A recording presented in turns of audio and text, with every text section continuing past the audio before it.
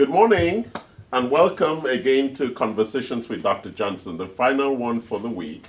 Dr. Johnson, good morning. Good morning. How are you? You're feeling really robust this morning. I'm feeling quite well, thank you. Great. You had breakfast. I did. I haven't, but he looks much healthier than I do. And for some reason, he blames me for him not having breakfast. I was nowhere in the vicinity. Yeah, and the way he was enjoying his breakfast, that's one of the things he's taught me. If you're going to eat some good things, enjoy it, even if it's sugar.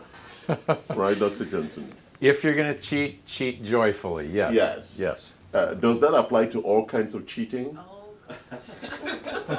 Oh, wow. I'm not going to touch that with a 10-foot pole. You could see him like, oh, well, just food cheating, not any other cheating. I have no experience with that, so I don't know what to tell Dr. you. Johnson, Any kind of I don't believe you. No, it's true. It's 100% true. You don't know, you are a one man, one woman kind of guy? Absolutely. Wow. Yes, absolutely. I honor you. Deep respect for that. Anyway, today we're going to talk about women. We are? Yes, Oh, dear. we're talking about women, our favorite subject. Okay. You and I. Yes. Sure. The women, fascinating. You know, God was really amazing. Brilliant. In creating women. Yes. What would life be without women? Very boring. I know. Yes. So we wanted to talk about women today and hormone replacement therapy, because at some age, women almost stop being women. They almost become like men. And then we invented hormone replacement therapy. So talk to us about this subject we're going to explore. Okay. So there are lots and lots of hormones in the human body, dozens, actually hundreds. Yes. But the big five are estrogen, progesterone, testosterone, DHEA. And these four hormones are in the same hormone family. They're very closely related. Our body produces all of these out of cholesterol. Yeah. Cholesterol is a critically important building block for humans. Okay? You left the fifth one. The fifth one is in a completely different hormone family, and this is thyroid hormone. Okay. It's certainly just as important. Yes. And for almost all of us, we tend to have high youthful healthful hormone levels till about age 30, and then we are genetically programmed to have declining hormone levels from that point onward, so that we will grow old and die and make room for the next generation. That's why in the old country, you got married at 15 and had all your babies before you got to 30, where your hormones were declining. Karen is already beginning to worry about those issues. Oh dear. Yes, declining hormones. My hormone levels are actually premium. Optimum. We haven't measured it. So tell us, how would we know where people's hormone levels were? Well, a simple blood test. Wow. And we would see where your progesterone, testosterone, and estrogen was. Yes. Why should every woman do that? Well, first of all, before I answer that question, let me make an additional comment about progesterone. Progesterone is considered to be the pregnancy hormone because without progesterone, you cannot carry a pregnancy to term. You will have a miscarriage. Yeah. Okay? But it has some other very important functions. It's a powerful anti-cancer hormone. It has anti-stress benefits, anti-anxiety benefits.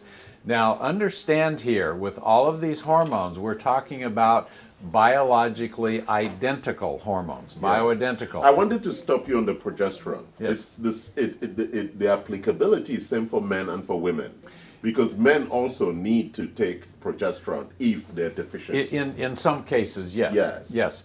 Bioidentical progesterone is very helpful for men with prostate cancer. It's very helpful for men with asthma. It's very helpful for men with migraine headaches. Yes. I am on hormone replacement therapy. Yes. For progesterone, Yes. for testosterone, and for estrogen. Yes. Balancing all those levels. Yeah. Now, for some reason, Yeah. and there are lots of theories why, and we're not sure which theory is correct, but for some reason, we are seeing an absolute epidemic of low progesterone levels, even in teenage women, women in their 20s. So the decline there tends to start Perhaps at a it's a younger way age. in which God is trying to reduce the population. I seriously doubt that. Yeah, so all these women don't get pregnant anymore. I seriously doubt. They can get pregnant without progesterone. They just can't carry it to term. To term, yeah. Yeah. So there's a lot of miscarriages. A lot of miscarriages. All right. Yes. So why is there this bad? Why is there this bad? What would I call it? Bad Reputation? rap, yes, around hormone replacement therapy and the whole issue of hormones. Okay. Well, in most cases, the synthetic hormones are very different from the bioidentical hormones. Yes, and tell us what synthetic is and what bioidentical is. Well, synthetic simply means that this hormone is not the same exact molecule as the one that you've been producing all your life but have now become deficient in.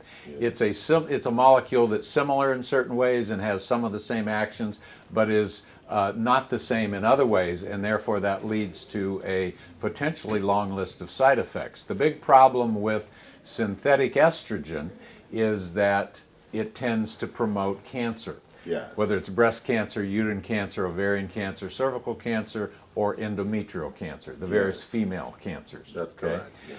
Properly prescribed bioidentical estrogen not only does not increase your cancer risk, it actually reduces your cancer risk. And so what's the bioidentical? How is the bioidentical hormones made? Okay. So in the human body, we make those bioidentical hormones from the building block molecule that we call cholesterol. Yeah. Okay. The bioidentical hormones that you get from the compounding pharmacy after we prescribe them for you, the labs take the wild Mexican yam and they... We eat those in Africa. Well, we should eat them all over the world. Yes. And they extract a building block molecule called diosgenin, and in the laboratory they hook on the appropriate side chains that then turn it into either estrogen or progesterone or testosterone or DHEA. Yes. And I've heard some people say, well, I don't want to take those hormones, I'll just eat more yams. No.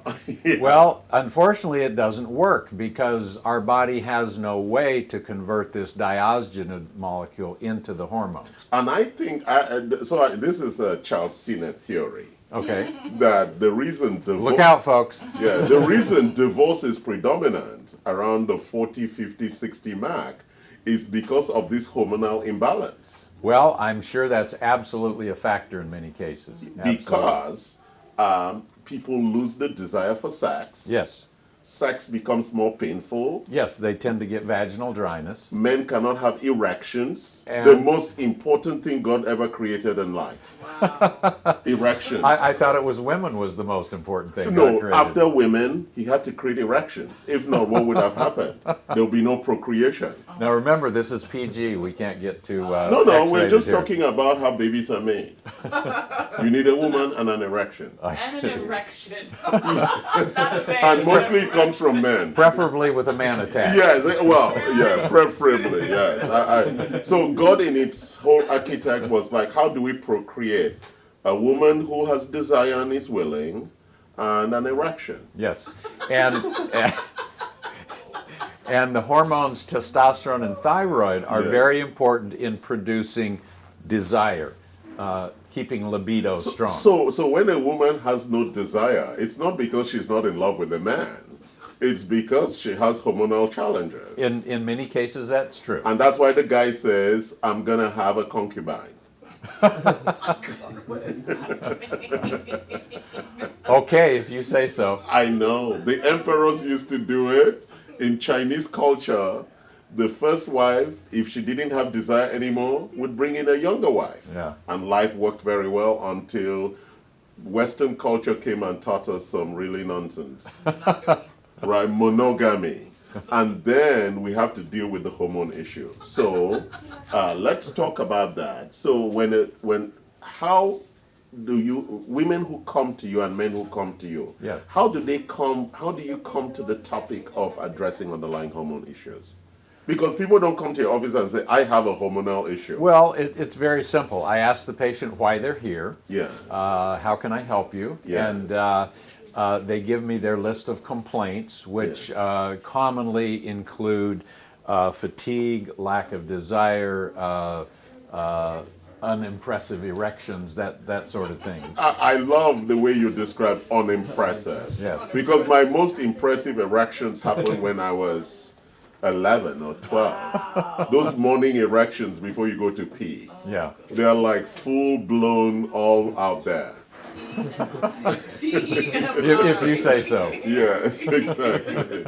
And then by the time I was 30, they went into a sharp decline. I see. And hopefully I rescued myself. Right, yeah. So Yeah. talk to us about it. Okay. So then I asked them a very long series of questions so that I have a fairly complete picture of what's going on with Yes. them. And, that includes the menstrual history of the Yes. woman, if she has a history of miscarriages, if she has a history of infertility, Yes. History of painful periods, history of PMS, history of irregular periods, Fibroids. yeah, history of long, heavy periods, because all of these are signs of hormonal deficiencies. Wow. And most women have that. Even young women. It's very common, yes. Yeah, it's very very common. common, yeah. And most people think, oh, that's just natural, right? Most people Well, think. If they do, I've got to tell you, it's not natural. If we get Okay. your hormones balanced, you should see quite a dramatic improvement in those things. Exactly. And so when they come, why is it that we don't have natural replacement hormones in terms of a functional medicine perspective? Why do they have to be prescribed? Why do we go through a prescription? Simply because the law in this country says these are prescription-only hormones. Whether they're synthetic or bioidentical, They they're have to be prescription-only. prescribed. Yeah. And tell us the process of how we get to what the optimal hormonal level should be. Okay, so once we've done the testing, Yeah. and then I sit down with the patient to go over the test results, I tell them what their result is and how it compares to the ideal youthful, healthful target level. Okay. And then I I write the prescriptions, whether it's for the bioidentical thyroid, estrogen, progesterone, testosterone, DHEA. We always start with a low, safe, conservative starting dose. Yes. With hormones, the rule is start low and go slow. Slowly increase. We want the I also apply that to a lot of other things in life. like weightlifting, I hope. Yes. Sure. You don't go to the gym for the first time in your life and say, I'm going to bench press 300 pounds today. You're going to drop the bar and break your neck. Yeah. And so we You gotta start like this. we start low and we slowly Like a work up. chicken. Start chicken and then go for the beef. There's no chicken or beef in our hormones.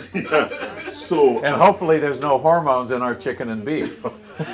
Because those are synthetic hormones. yeah. So are there certain foods that would give us hormones that are not good for us? Because there's this whole conversation about soy and the isoflavones. Sure. Standard factory farming techniques pump the chicken, the eggs, the beef, the pork.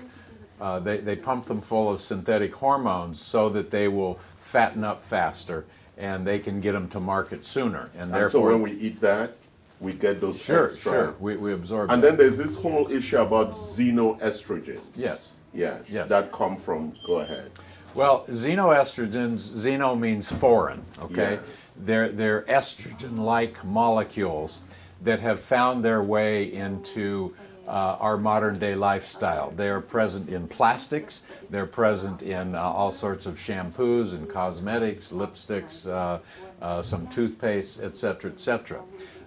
Soy has estrogen-like effects. Yes. And I'm not a big fan of soy. In moderation, it can be okay, but it absolutely has to be, no exceptions, organic non-GMO. Correct. Because if it's not organic non-GMO, it will be saturated with pesticides, Yes. which are very bad for us. Yeah, which is how it's grown. So, So back to your to finish the answer to your previous question, how do we get the hormones perfectly balanced? So we start on a low, safe, conservative starting dose. We retest in a month. Based on that, we start adjusting and fine-tuning, retest in another month, and it typically takes about 3 to 4 months of that process to get everything perfectly dialed in. Okay. Occasionally, we retest in a month and everything's perfect. Okay, that dosage Well, but adjustment process but is finished. What is perfect? Is it the levels or the performance? The perfect is the ideal, youthful, healthful blood test result. Yeah, but what if I'm still not getting an erection? Say. Well, then we're going to have to take extreme measures, aren't we? Extreme measures, hormonal. Right? No, because Well- I'm saying that ultimately we're doing this for a lifestyle outcome. Sure. Yes. Erections are dependent on hormone levels. Yes. They're dependent on blood flow. Yes. So people with blood flow problems, especially diabetics, will tend to have some degree of erectile dysfunction. And in that case, we have to give them something that will improve blood flow. Chelation therapy is one of the most important things we can give, and many men report that it works better than Viagra. There are some supplements, some nitric oxide supplements, and something called arterisol that can also be very helpful. And we have all of those here. Yeah. So, And then yeah, there's go the ahead. psychological. Oh, that the performance issue? Sure, sure. Well, is it mostly white men who have that problem? Oh, I'm sure it's just as prevalent among my black brothers. That was a good punch back, my brother. Very good. But Hispanics don't have that problem. Not true at all. Yeah. Not true at all. So all men have Listen, performance problems. One of the huge problems, we're seeing erectile dysfunction in 20-year-olds. Yes, it's huge. What's that about? They still got good hormone levels, they got good circulation. For most of those guys, it has everything to do with porn addiction. Yes. Porn addiction. I agree with you fully on that. Desensitizes your us. desire. Yes, yes. Yes. And Guys you who see, are addicted to porn, very bad. yeah, stop that. Yeah, because if you look at that shit all the time, you can't perform. And performance is the only way to heaven. Wow. Now, there are some men who have a psychological issue. They had one episode of erectile dysfunction, and now they're freaked out, and so the next time they are in the bedroom, they expect it's going to happen again, and it becomes a self-fulfilling prophecy. And so for all those people who can perform, they can call us to Sure. help them. Absolutely. With instructions on performance. Absolutely. So what about women who are diabetic, and is it the same problem they would have? Well, there can be a tendency in that direction. It's much more prevalent in men, but women can have that to some extent as well. And typically for those women, if they rub their female dose of testosterone cream on the genitals Yes. prior to sex, usually it will dramatically enhance Improve the sexual experience. Oh, wonderful. So very important. This is like one of the most important aspects of life. Because without sex, what's the point being alive? Right, Dr. Johnson? If you say so. Yeah, thank you. Well, we want to make you have vitality, have performance. It's important that I have that word there, performance, right? Because if you're not performing, what's the point in life? Well, thank you for joining and loving us and liking us and performing with us And sharing us. and sharing us. Your hormones are a guide to life. Don't live without your hormones. Come see us. Thank you for joining. All right, thank you. Thank you, Dr. Johnson. My pleasure. Great stuff. That's great.